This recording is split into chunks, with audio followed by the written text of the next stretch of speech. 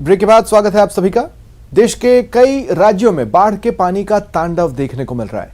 गुजरात, केरल, तेलंगाना में नदियों का पानी शहर में घुस गया, सड़कें दरिया बनी हुई हैं। वहीं कई मकान भी आसमानी आफत की चपेट में। आप अपनी टेलीविजन स्क्रीन पर 3 तस्वीरें देख रहे हैं। पहली गुजरात जिले के राजकोट की, जहां बाढ़ के बाद निचले इलाकों में रहने वाले लोगों को अलर्ट किया गया है। दूसरी केरल के कन्नूर जिले की, जहां सड़कें जलमग्न है, कई जगह जान बचाने की जद्दोजहद चल रही है। और तीसरी तस्वीर तेलंगाना के मुलुगु जिले की है, जहां नदी का पानी घरों में घुस गया, गाड़ियां पानी में डूबी नजर आ रही है।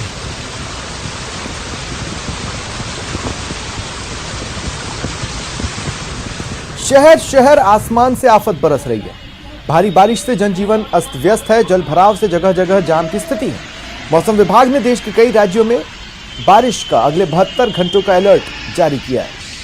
और इस बीच आप टीवी स्क्रीन पर 3 शहरों की तस्वीरें देख रहे हैं। दिल्ली की तस्वीर, बारिश के बाद रफ्तार पर ब्रेक लग गया है। मुंबई की तस्वीर, जहां मूसलाधार बारिश का दौर जारी है। और तस्वीर बेंगलुरु से, जहां तूफानी बारिश के चलते गाड़ियां रेंग रही हैं।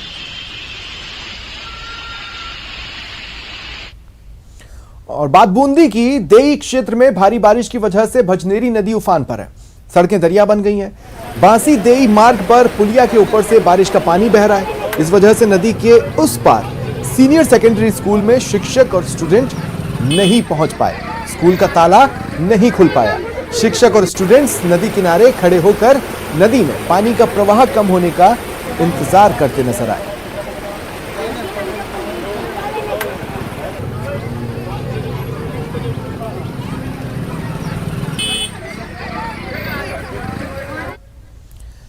मुख्यमंत्री अशोक गहलोत ने कौशल रणनीति में सुधार के लिए बैठक ली। सीएमआर में हुई बैठक में कई मंत्रियों के साथ मुख्यमंत्री के आर्थिक सलाहकार अरविंद मायाराम भी मौजूद रहे। इस बैठक का मकसद था कौशल रणनीति में सुधार, जिस पर चर्चा की गई।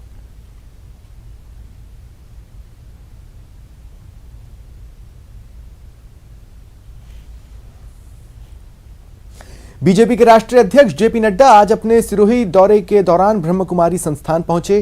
संस्थान के पदाधिकारियों ने जेपी नड्डा का स्वागत किया। जेपी नड्डा के साथ राष्ट्रीय महामंत्री अरुण सिंह, प्रदेश अध्यक्ष सतीश पूनिया, नेता प्रतिपक्ष गुलाब चंद कटारिया समेत कई बीजेपी पदाधिकारी मौजूद रहे।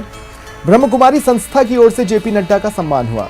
जेपी नड्डा ने भी संबोधित करते हुए कहा कि ब्रह्म कुमारी संस्थान एक पावर हाउस के समान है, जहां आने पर व्यक्ति को ऊर्जा मिलती है, सकारात्मक कार्यों में मदद होती है। जेपी नड्डा ने माउंट आबू में बीजेपी के प्रशिक्षण शिविर को आयोजित करवाने में मदद पर ब्रह्म कुमारी संस्थान का धन्यवाद भी ज्ञापित किया।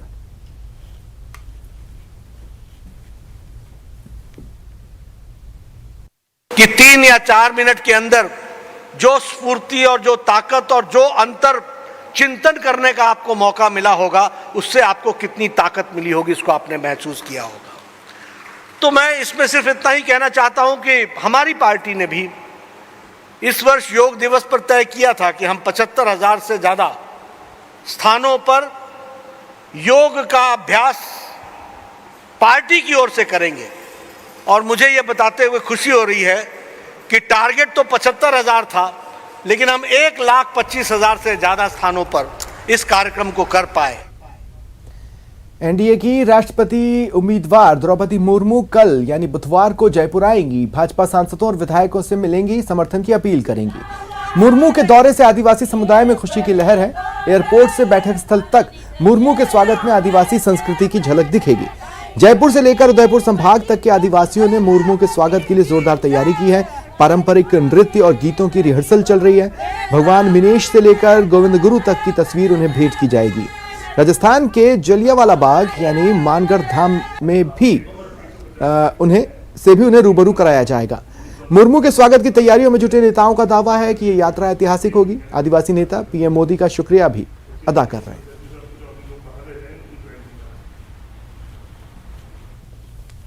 राष्ट्रपति पद की उम्मीदवार द्रौपदी मुर्मू जयपुर आ रही हैं। उनके स्वागत के लिए आदिवासी समाज पलक पावड़े बिछा रहा है। जयपुर के आसपास के गांव में तैयारियां चल रही है, नाच गाने हो रहे हैं। और जब एयरपोर्ट से उतरकर ज्योति मुर्मू जेएलएन मार्ग पर आएंगी तो ये नज़ारे आपको साकार होते हुए दिखेंगे। लोग नाचेंगे, गाएंगे और जश्न मनाएंगे। आखिर पहली महिला आदिवासी राष्ट्रपति बनने जो जा रही है। जी एयरपोर्ट में जाऊंगा संगने हाँ काई जे मीणा की आरी जे कोई द्रौपदी राष्ट्रपति जो काई करा उबी को स्वागत कराला, गीत गावला, नाचला, कूदला, उन्हें कुछ कराला, बामी मान कुछ करेली एक राजी कर खानावाला और वो की काई से मान बढ़ावाला, लोग से कोनो जे सबने दिखावाला, फिर आर सबने खेली वे तो जीसु जा रहे थे भाई काई करा रात न पानी भराला पीबा न पानी को काल में चला कूदला गावला और यहाँ पूरा गांव यहाँ जोरों शोरों से तैयारियां कर रही है और यहाँ गांव गांव में बस यही है लुगाई नाच रही देखो कितनी भीड़ है। कुछ साधने का और एक चैन बनाने का जो सिस्टम है ना कि आज तक की उच्च पदों पे स्वर्ण या फिर वो वाली बातें वो कहीं नजर नहीं आ रही और एक जो पिछड़ा तबका है उसको ऊपर उठाने की जो उनकी ये लालसा है मनसा है ये कहीं न कहीं एक एसटी या अनुसूचित जनजाति के लिए अच्छा संकेत है। तो हमारी जो महिलाएं हैं वो महिलाएं बड़े जोर शोर से उनका स्वागत करेंगी क्योंकि एक इतिहास में रचा जाएगा कि राष्ट्रपति पद पर जो सबसे उच्च पद होता है जो हमारी आदिवासी बहन को दिया जाएगा तो उसी के लिए कल वो आ रहे हैं। तो हम बड़े धूमधाम से हमारा आदिवासी समाज उनका स्वागत करेगा। माननीय अमित शाह जी पहला मौका दिया हमारे को, पिछले देश आजाद हुए बाद में पीएम सम्मान हरा दिया और द्रौपदी का साहब एसटी का पहला मौका है हमारा, तो हमारे को बहुत खुशी है। पूरे राजस्थान का पूरा एसटी को मेरा निवेदन है लाखों की तादाद में हजारों की तादाद में बसें से चलो। गौरवान्वित है हमारा समाज, पूरा जनजाति समाज राजस्थान का कि एनडीए ने माननीय मोदी जी ने जनजाति वर्ग की इस महिला को राष्ट्रपति पद के लिए उम्मीदवार बनाया। बाबूलाल धायल, न्यूज 18, बस्सी गांव, जयपुर। और भीलवाड़ा से इस वक्त की बड़ी खबर मिल रही है। सीआईडी की अवैध मादक पदार्थ तस्करों के खिलाफ बड़ी कार्रवाई सामने आई है। पुलिस ने 2 तस्करों को गिरफ्तार किया है। आरोपियों से 80 किलोग्राम गांजा बरामद हुआ। इसकी कीमत आंकी गई है 20 लाख रुपए। हनुमान नगर पुलिस थाना क्षेत्र में यह घटनाक्रम सामने आया है। साथ ही तस्करी के काम में लाए जा रहे ट्रक को जब्त किया गया है। अब देखिए किस तरह से तस्करी को अंजाम दिया जा रहा था। आर्मी की वर्दी पहनकर तस्कर तस्करी की वारदात को अंजाम दे रहे थे।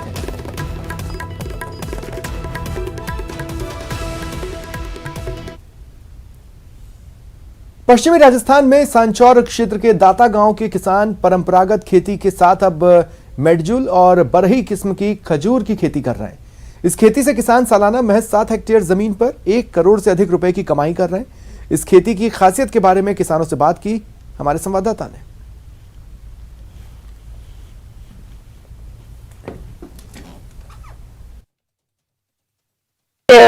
खजूर में खेती मलतर बढ़िया है। काम धंधो करो तो दाड़ में अणमें बीजा धोन कर तो अणमें मलतर जोर है।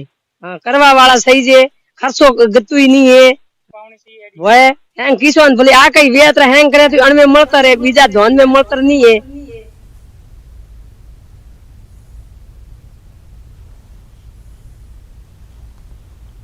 का अन्नदाता जहां पारंपरिक खेती को लेकर मुनाफे के लिए तरस रहा है तो वहीं एक किसान ने नवाचार किया है और महज यानी कि 7 हेक्टेयर में करोड़ रुपए की सालाना कमाई की जा रही है। और ये 3 किस्म की इजराइल तकनीक की खेती से किसान किस तरीके से करोड़पति बन जाता है, इसको लेकर हम आपको रूबरू कराएंगे। जालौर जिले के सांचौर के पास दाता गांव के रहने वाले जिन्होंने इजराइल तकनीक की एक मेडजूल किस्म की खजूर का उत्पादन शुरू किया और उसके अलावा बड़ी किस्म की जो खजूर है उसका उत्पादन है और उसके साथ अनार का उत्पादन किया जा रहा है। मैं एक फार्म हाउस पे ही खड़ा हूँ, साथ किसान है केरा राम जी। ये तकनीक कैसे आपको सूझी और किस तरीके से आज ये कमाई कर रहे हैं और कितनी हेक्टेयर में आपकी ये बोई है और कौन कौन सी किस्में? ये तो हमने टीवी के द्वारा जो अन्नदाता कार्यक्रम आता है उसमें भी जानकारी मिली और उसके अलावा कृषि विभागीय अधिकारियों द्वारा जानकारी मिली और उसमें गवर्नमेंट ने हमको सब्सिडी भी दी। पहले हमने मेडजूल 2015 में लगाई थी, उसकी 3 फसल हम ले चुके हैं और यहाँ से हम घर पे 1000 रुपये किलो के हिसाब से बेचते हैं, जबकि इसकी मार्केट वैल्यू 2 से 3 हजार रुपये किलो है जो मॉल में बिकती है। और दूसरी वैरायटी बरी है जो आज से 3 साल पहले हमने 19 में लगाई थी, जो अभी पहली फसल आ रही है 22 में और वो भी 50 किलो के आसपास पहली बार उत्पादन दे रही है। और दोनों किस्म बहुत बढ़िया है और राजस्थान के इस जलवायु में बिल्कुल ही फिट है। थोड़ी बहुत बारिश की समस्या रहती है लेकिन वो तो कोई भी काम करेंगे किसानी उसमें होगी, समस्या तो होनी है।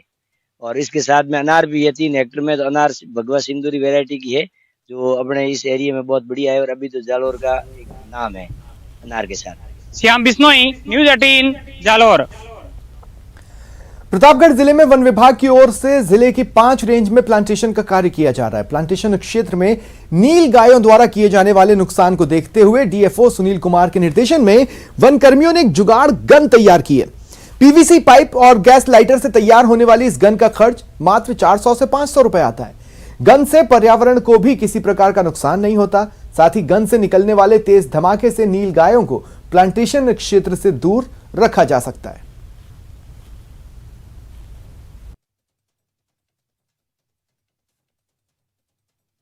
किसी प्लांटेशन के लिए सबसे ज़रूरी है लगाए गए पौधों की नीलगाय इत्यादि से सुरक्षा। ये जो हमारा इक्विपमेंट है, इस इक्विपमेंट में ज़ोरदार धमाके के साथ आवाज़ निकलती है, सिर्फ आवाज़ निकलती है और आवाज़ से नीलगाय भागती हैं। तो इस वर्ष हमने लगभग हर नाके को ये बंदूक देने का प्लान किया है ताकि आने वाले समय में नीलगाय प्लांटेशन क्षेत्र से बाहर चली जाएं।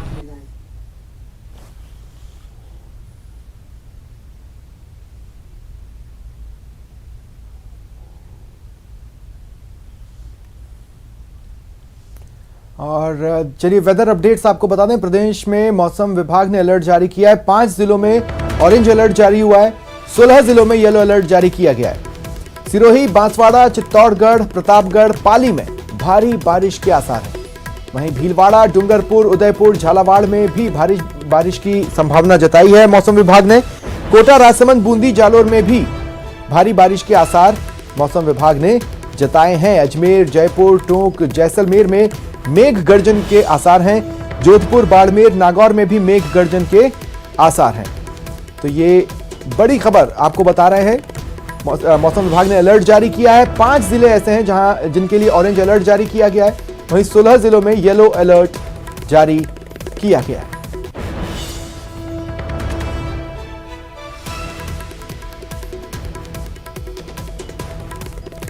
ज्यादा जानकारी के लिए बात करेंगे सहयोगी सौरभ गृहस्थी से। सौरभ, क्या जानकारी है? जी बिल्कुल, देखिए जिस प्रकार की बारिश का दौर लगातार जारी है, इस बीच मौसम विभाग ने 5 जिलों के लिए जो है वो ऑरेंज अलर्ट जारी किया है, जहां पर भारी से भारी बारिश जो हो सकती है, यानी करीब 60 मिलीमीटर से ज्यादा बारिश होने की संभावना जो है वो मौसम विभाग ने जताई है, जिसमें सिरोही, बांसवाड़ा, चित्तौड़गढ़, प्रतापगढ़ और पाली जिले हैं जहां पर जो है वो ऑरेंज अलर्ट जारी किया है। इसके अलावा शेष कई 16 जिले हैं, वहां पर भी बारिश के आसार जो है वो मौसम विभाग ने जताया। मौसम विभाग का कहना है कि उड़ीसा में एक कम दबाव का क्षेत्र बना है और जिस प्रकार से मानसून जो है वो लगातार सक्रिय है, उन दोनों के चलते ही प्रदेश के अधिकांश हिस्सों में बारिश का जो दौर है वो जारी है और कल जो है वो कई इलाकों में झमाझम बारिश जो है वो देखने को मिल सकती है। जी चलिए, शुक्रिया तमाम जानकारी के लिए।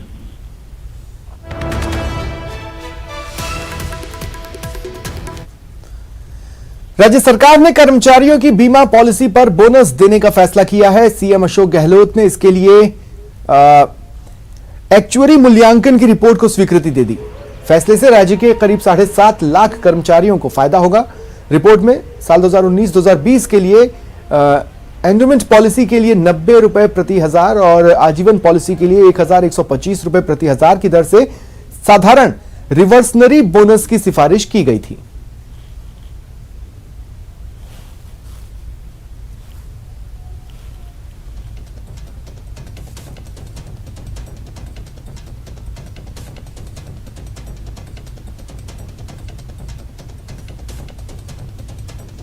साढ़े 7 लाख कर्मचारी हैं जिन्हें इस फैसले से, इस निर्णय से सीधा लाभ मिलने वाला है।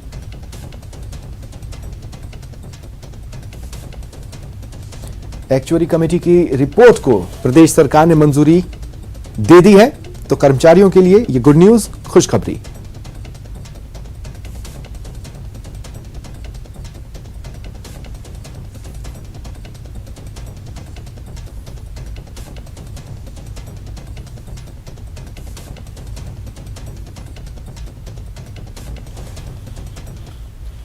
पोखरण के रामदेवरा थाना क्षेत्र में एक बच्ची की नाचना बालोतरा रिफाइनरी की पाइप के नीचे दबने से दर्दनाक मौत हो गई। दूसरी बच्ची घायल हुई, जिसके बाद परिजन और ग्रामीणों ने विरोध प्रदर्शन किया। देर रात तक प्रशासन और परिजनों के बीच वार्ता हुई जो बेनतीजा रही। 20 घंटे बाद कंपनी के अधिकारियों, प्रशासनिक अधिकारियों और परिजनों के बीच वार्ता आखिरकार सफल हुई। कंपनी द्वारा 10 लाख मृतक बच्ची का मुआवजा, 5 लाख घायल बच्ची के उपचार का मुआवजा और इसके अलावा 2 परिजनों को गार्ड की नौकरी पर सहमति बनी। समझौते के बाद परिजनों ने शव को उठाकर धरना समाप्त किया। प्रशासन ने राहत की सांस ली।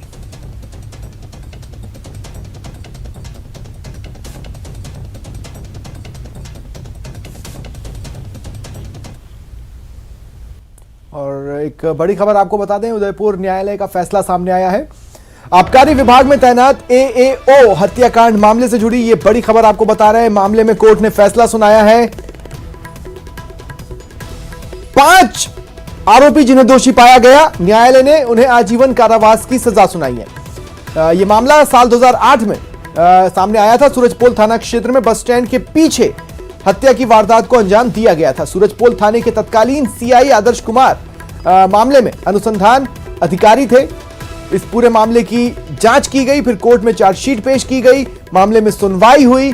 जो आरोपी थे उन्हें दोषी पाया गया। 5 आरोपियों को दोषी पाया गया, जिसके बाद सजा पर बहस हुई और फिर न्यायालय ने यह फैसला सुनाया। आजीवन कारावास की सजा इन दोषियों को सुनाई गई है। ज्यादा जानकारी के लिए बात करेंगे सहयोगी कपिल श्रीमाली से। कपिल, क्या जानकारी है? कपिल सुन पा रहे हैं? जी बिल्कुल, मैं आपको सुन पा रहा हूँ जी, क्या जानकारी है? देखिए, ये हत्याकांड 2018 में हुआ था और जो उदयपुर का उदियापुर बस स्टैंड है उसके पीछे एक नई रोड बनी थी। उस रोड पर एक व्यक्ति की लाश मिली थी। उसकी पहचान आबकारी विभाग के AAO के रूप में हुई थी। इस मामले में ये पूरी तरह से ब्लाइंड मर्डर था, लेकिन उस समय जो अनुसंधान अधिकारी थे आदर्श कुमार, उन्होंने इसमें काफी कड़ियां जोड़ी और कड़ियां जोड़ते हुए कुछ आरोपियों को गिरफ्तार किया था। इन 5 आरोपियों की गिरफ्तारी की गई थी और उसके बाद में न्यायालय में चालान पेश किया गया। पूरी दलीलें न्यायालय में रखी गई। पुलिस की चार्जशीट काफी मजबूत थी और ऐसे में आज न्यायालय ने फैसला सुनाते हुए 5 आरोपियों को जीवन कारावास की सजा सुनाई। क्या कोई जुर्माना भी लगाया गया है? अच्छा, बिल्कुल। देखिए, डिटेल में ऑर्डर जारी होना अभी कुछ देर में डिटेल में ऑर्डर भी मिल जाएगा, लेकिन प्राथमिक जानकारी के अनुसार जो है वो आजीवन कारावास की सजा 5 आरोपियों को सुनाई है। चलिए, शुक्रिया।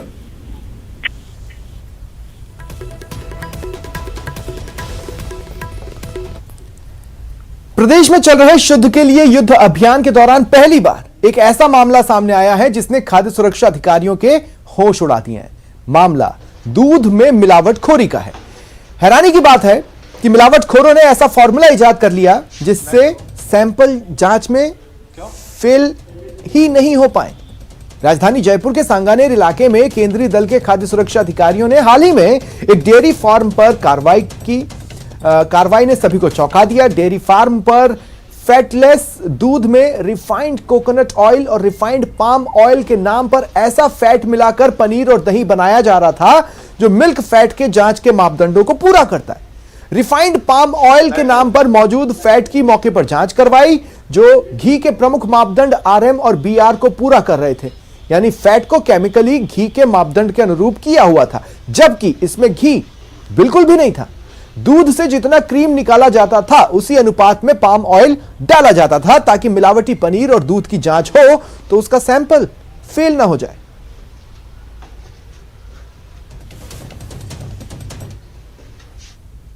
मिला के दूध में और फिर फर्दर उसका पनीर और दही बना रहा था। ये चूंकि ये पाम ऑयल क्यों मिला रहा था, इसके पीछे उसका लॉजिक ये है कि चूंकि दूध में से ऑलरेडी क्रीम उसने हटा ली है, उसी मात्रा में एक फार्मूले को ध्यान में रखते हुए उसने पाम ऑयल उसमें ऐड कर दिया ताकि यदि वो लैब में जाए तो वो यदि हम दूध या दही के रूप में यदि उसका परीक्षण करें तो उसका सैंपल फेल नहीं हो।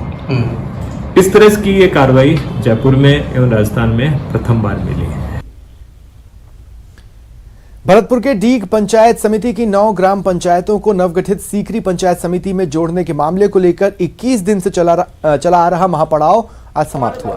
पर्यटन मंत्री विश्वेंद्र सिंह के आश्वासन के बाद आंदोलनकारियों ने आंदोलन समाप्त किया।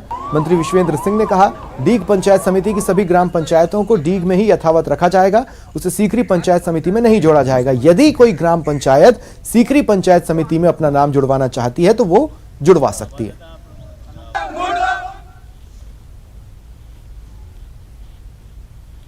और आंदोलन चलने में सबसे पहली चीज तो ये है, मैंने कई बार समझाया कि जैसे भुसावर है अभी बनी है, ये बजट की घोषणा है, चल तो सकती नहीं, लेकिन वो 25 से कम में बनी है पंचायतों। आपका उज्जैन है वो 25 से कम में बनी, तो ये भी 25 से कम जो डीग में रहना चाहते हैं वो डीग में रहें, और जो सीकरी में जाना चाहते हैं वो सीकरी में चले जाएं। कुछ मेरे भाई ऐसे हैं जो सीकरी में जाना चाहते हैं, उनका स्वागत है। कुछ और लोग हैं जो यहाँ रहना चाहते हैं डीग में, उनका भी स्वागत है।